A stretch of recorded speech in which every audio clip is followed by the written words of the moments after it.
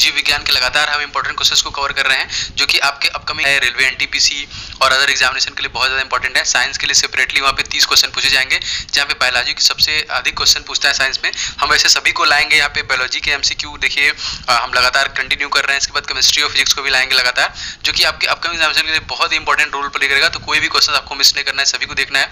और guys please थोड़ा support कीजिए, ज़्यादा से ज़्यादा इसको रेट और रिव्यू कीजिए, जिससे मैं ज़्यादा से ज़्यादा लेसन आपके लिए मोटिवेट होकर यहाँ पे कवर कर सकूँ और अच्छे तरीके से। और ढेर सारे पार्ट 2 को देखिए हम कवर कर रहे हैं। इसके पहले क्या पार्ट 1 को नहीं दिखाया तो उनको देख लीजिएगा। स्टार्ट करते हैं क्वेश्चन से हम डायरेक्टली। क्वेश्चन देखिए हमारा क्या है यहाँ पे। देखिए dehydration is a human body is cause due to the loss of. मानव शरीर में डिहाइड्रेशन निम्न पदार्थों की कमी कारण से हो जाता है। देखिए सभी क्वेश्चन आपके अपकमिंग एग्जामिनेशन के लिए इंपॉर्टेंट है। बहुत सारे क्वेश्चन मैंने प्रीवियस भी यहाँ पे लिए हुए हैं, तो आप ध्यान से सभी को देखिएगा, ठीक है। मैं सभी को कोशिश करूंगा यहाँ पे एक्सप्लेन करने के लिए। यहाँ पे मानव शरीर में देखिए डिहाइड्रेशन निम्नलिखित पदार्थों की कमी कारण हो जाता है। किसके कमी कारण हो जाता है? ऑप्शन क्या है? विटामिन, लवण, हार्मोन्स या फिर जल।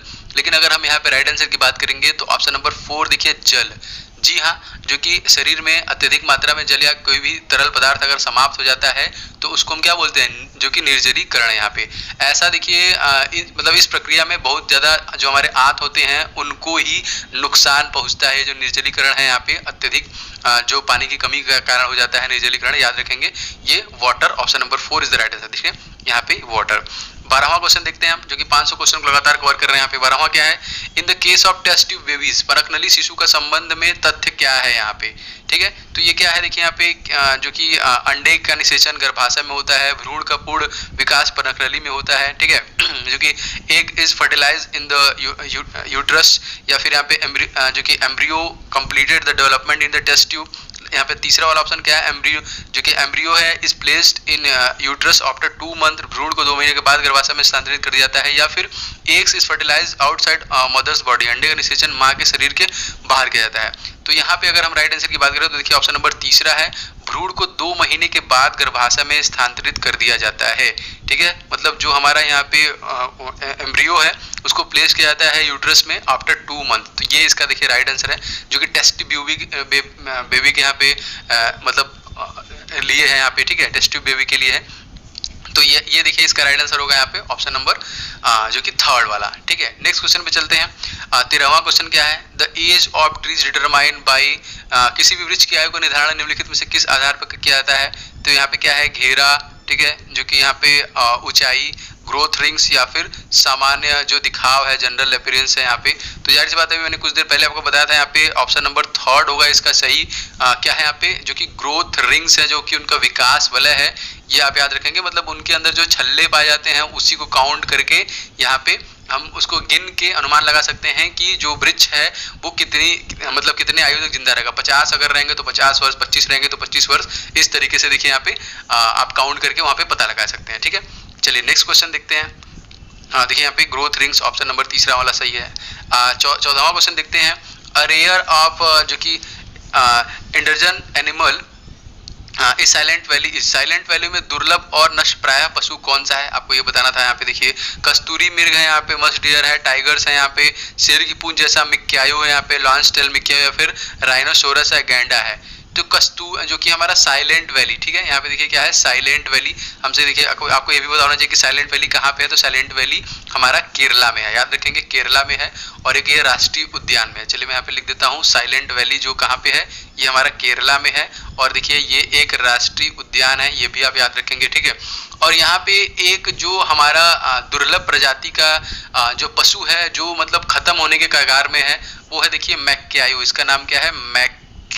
मैक्कायु, जो कि शेर की पूंछ के समान है, ठीक है। मतलब ये एक तरह से नष्ट प्राय, मतलब नष्ट होने के कगार पे है जो पशु है, जो ऑप्शन नंबर 3rd यहाँ पे सही होगा इसका, ठीक है। 14वां का नेक्स्ट प्रश्न चलते हैं। यहाँ पे देखिए ये देखिए ऑप्शन नंबर तीसरा हमारा यहाँ पे सही होगा। अगला यहाँ पे देखिए जो कि जंतुओं में वह एंजाइम प्रणाली नहीं होती जिसके आधार पे वे डैश से ऊर्जा प्राप्त कर सकते हैं। वहाँ पे कौन सा यहाँ पे नहीं होता है? यहाँ पे तो आपके ऑप्शंस क्या है? फैट, वाटर, प्रोटीन, कार्बोहाइड्रेट, ठीक है। तो animal do not have enzyme system which enable them to make use of the energy from. Right answer आपको पता चल गया। यहाँ पे ऑप्शन नंबर देखिए सही होगा हमारा ऑप्शन नंबर 1 फैट। जी हाँ, मतलब जंतुओं में एंजाइम प्रणाली नहीं होती जिसके आधार पे वो फैट से ऊर्जा प्राप्त कर सकते हैं। तो ऑप्शन 1 हमारा यहाँ पे सही होगा, ठीक है। चलिए 16वां क्वेश्चन देखते हैं हम। लगातार क्वेश्चन जो हम कवर कर रहे हैं, a clone is colony of, clone की कॉलोनी होती है डैश, क्लोन की कॉलोनी क्या होती है यहाँ पे, ठीक है। देखिए सेल्स है जो कि having different shapes, sales having similar shapes, sales having जो कि सिमिलर जेनेटिक कॉन्स्टिट्यूशन, या फिर sales having different genetic constitution, ठीक है। ये है यहाँ पे sales having different genetic constitution. तो अब यहाँ पे क्या है, भिन्न भिन्न आकार वाली कोशिकाएं, एक समान आकार वाली कोशिकाएं, ठीक है, एक समान आनुवंशिक संगठन वाली और भिन्न भिन्न यहाँ पे आनुवंशिक संगठन वाली जो कि कोशिकाएं हैं। तो यहाँ पे राइट आंसर की बात करेंगे तो हमारा ऑप्शन नंबर थर्ड हो जाएगा यहाँ पे, एक समान आनुवंशिक घटक वाली कोशिकाएं, ऑप्शन थर्ड।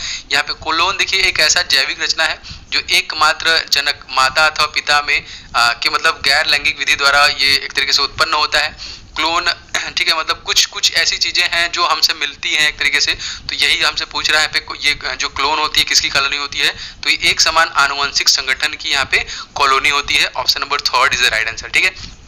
नेक्स्ट चलते हैं 17वां क्वेश्चन देखते हैं। द डिजीज कॉज द जो कि एस्बेस्टोस, ठीक है, एस्बेस्टोस द्वारा फैला रोग डैश होता है, क्या होता है यहाँ पे, एस्बेस्टोस द्वारा फैला रोग क्या होता है। तो देखिए ये एक तरीके से अभ्रकों द्वारा होती है, जो माइंस वगैरह में काम करते हैं लोग, ठीक है, या फिर अभ्रक के खदान में लोग काम करते हैं, उनके एक फेफड़ों की बीमारी हो जाती है, ठीक है, फेफड़ों की बीमारी हो जाती है उसी को। तो यहाँ पर ऑप्शन नंबर पहला वात स्फीति यहाँ पे ये राइट आंसर इसका होगा। तो option number first is the right answer, देखिए जो कि हमारा पहला वाला है। 18वां क्वेश्चन देखते हैं।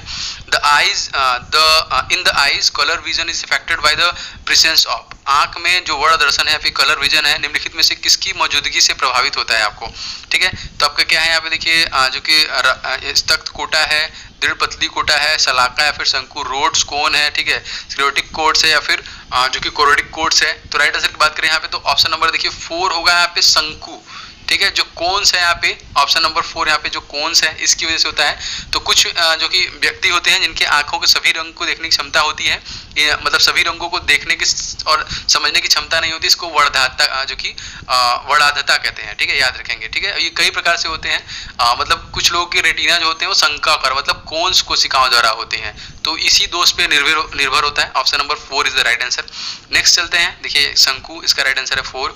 अगला यहाँ पे देखिए 19 का, which of the following is not one of the important safe processing tea leaves, चाय पत्तियों के संसाधन निम्नलिखित में से कौन सी क्रिया आवश्यक नहीं है यहाँ पे, बेलन, देखिए रोलिंग, ड्राइंग, ठीक है, फर्मेल्टिंग, फिर यहाँ पे क्या है विथरिंग, मलानन, कौन सी यहाँ पे नहीं है। तो ऑप्शन नंबर देखिए 4 यहाँ पे सही है, मलानन नहीं होती है, ठीक है। चाय पत्तियां मतलब संसाधन मतलब प्रोसेसिंग में यहाँ पे देखिए जो कि प्लानन की क्रिया आवश्यक नहीं है, बाकी शुष्कन, बिल्लन और किडवन की क्रिया पत्तियों के संसाधन का उपयोग करने के लिए यहाँ पे आवश्यक होती है। तो चलिए नेक्स्ट प्रश्न देखते हैं 20वां यहाँ पे, मैक्सिमम फोटोसिंथेटिक्स एक्टिविटी ऑकर इन, सर्वाधिक प्रकाश संश्लेषी जो क्रियाकलाप कहाँ पे चलते हैं आपको ये बताना है, प्रकाश संश्लेषण जिनमें हमारे भोजन बनाते हैं पेड़ पौधे यहाँ पे। तो ऑप्शन नंबर देखिए इसमें क्या है, प्रकाश के नीले और लाल क्षेत्र में, प्रकाश के हरे व पीले क्षेत्र में, प्रकाश के नीले एवं बैंगनी क्षेत्र में, या फिर प्रकाश के बैंगनी एवं नारंगी क्षेत्र में।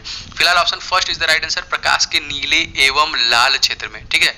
मतलब यहाँ पे प्रकाश संश्लेषण केवल दृश्य प्रकाश में होता है, ठीक है, जिसमें मतलब अगर हम बात करें यहाँ पे प्रकाश संश्लेषण की दर जो कि लाल रंग के प्रकाश में सबसे अधिक होती है एवं बैंगनी रंग के प्रकाश में सबसे कम होती है।